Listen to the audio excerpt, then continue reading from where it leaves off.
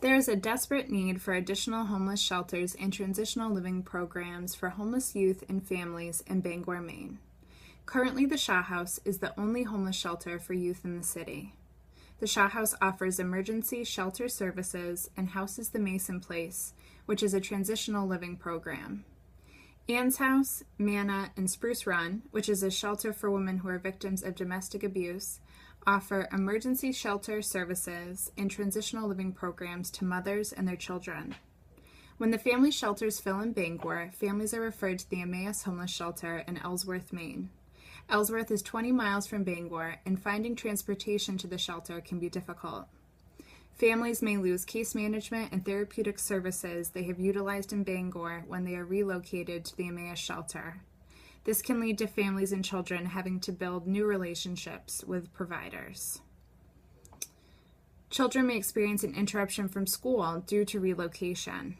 Additionally, there is a need for homeless shelters that offer housing for single fathers.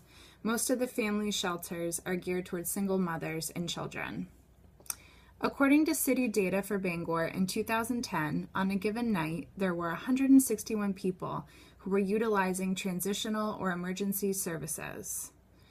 According to the Shaw House website, in 1990, a study commissioned by Bangor City Council on the issue of homeless youth found that on any given night in the greater Bangor area, there were between 200 and 250 youth without a safe, permanent nighttime residence.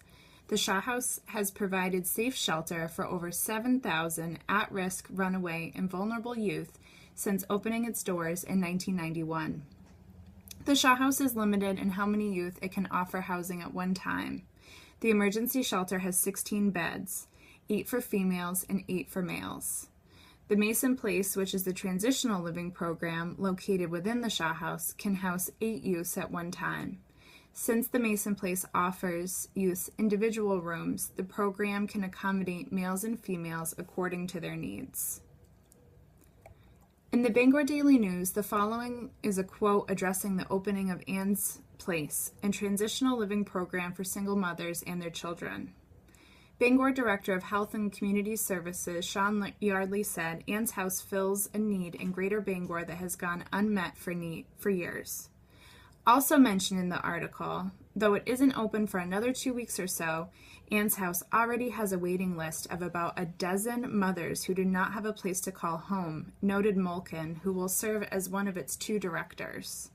Ann's House can accommodate 4 mothers and 12 children at a given time.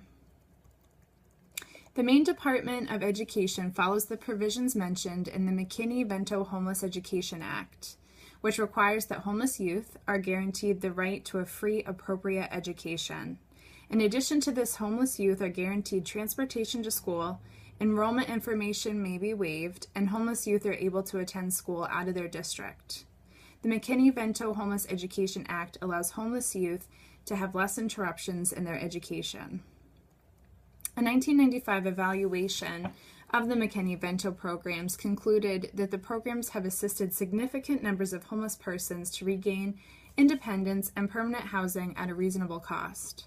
Homeless families in the state of Maine benefit from the legislation that has been put into place by the McKinney-Vento Act. Affordable housing is on the top of this list. A trauma-informed and strengths-based perspective will be beneficial in meeting the needs of homeless youths and families. Case management and therapeutic services that can be provided long-term will be the most effective. Expanding programs such as the Shaw House and Ann's Place will allow for a larger population of homeless teens and families to get their needs met. Furthering outreach programs such as Streetlight will assist in reaching out to more homeless youths. Creating more transitional living programs such as the Mason Place within the Shaw House and Ann's Place will assist in providing housing to youths and families that continue to be homeless. At the Shaw House, there is a variety of services that are available to the homeless youth. There is an emergency shelter, a transitional living program, and drop-in day services are available. These provide food and a safe place to be during the day. Additionally, there is Streetlight Outreach Program, the Carlton Project, which is an education program within the shelter, and Shaw Care, which provides medical care where doctors come to the shelter to provide services. Case management services are provided, and referrals to therapeutic services can be made. The Shaw House offers extensive services to youth who access the program. Unfortunately, due to lack of funding and high demand, there is limited availability to youth in need. Ann's House provides a transitional living program for homeless mothers and their children. There are counseling services available at the program. Residents are expected to follow the rules by abiding by the curfew and not having any male guests on premises. The Streetlight Outreach Program provides services to the homeless youth who are still living on the streets or couch surfing. Outreach workers provide homeless youth with snack bags and business cards with the outreach phone number. Streetlight can assist with transportation and provide resources for the clients to find emergency shelters and safe alternative accommodations. In meeting the needs of homeless youth, it is vital to take into consideration the potential for a trauma history. Using a strengths-based perspective, intervention model for this population has potential to become a new best practice for social workers. Because of the adverse situations homeless young adults and homeless individuals in general have endured, it is likely that they have a history of trauma as well.